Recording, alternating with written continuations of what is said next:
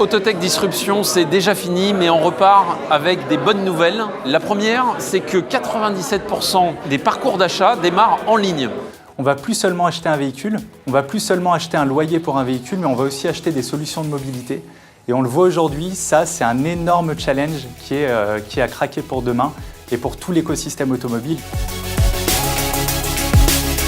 La deuxième, c'est qu'en combinant Mobility as a Service, l'autonome et le partagé, on pourrait espérer diminuer le coût de la mobilité, de l'automobilité, de 2 voire 3. Le développement des nouvelles solutions de mobilité pour le client final, l'utilisateur final, permet de faire beaucoup de multimodalités. Pour être capable de faire ça, il a besoin que les données du temps passé à passer sur chacun de ces segments de la mobilité soient disponibles. Et pour faire ça, il faut qu'au minimum, au niveau du bassin de mobilité, donc en général de la région, de la métropole, ces données soient partagées.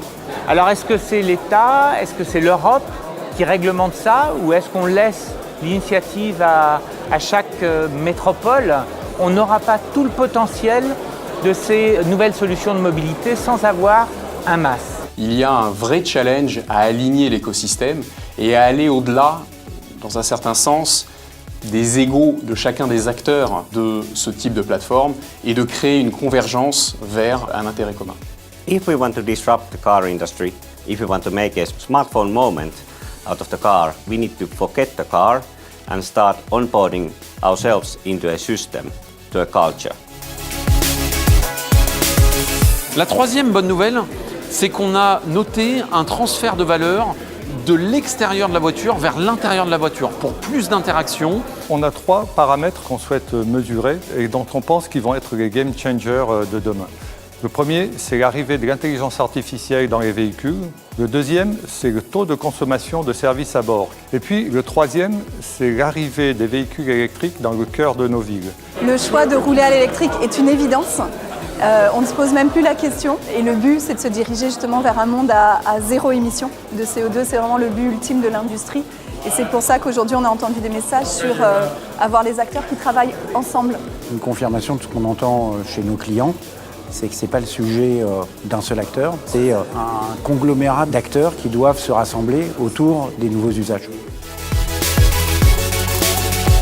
La quatrième bonne nouvelle, c'est que le commissaire européen, Gwenole Kodzigu, nous a affirmé la volonté de la Commission européenne d'émerger un leader européen sur les batteries.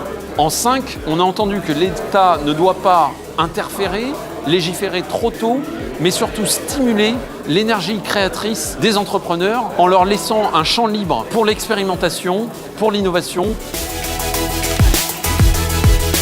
Les innovatrices et les innovateurs que nous avons entendus sont déterminés à innover ensemble dans un écosystème ouvert pour le renouveau de l'autotech, de l'automobilité. Alors rendez-vous dans un an et nous mesurerons le chemin parcouru.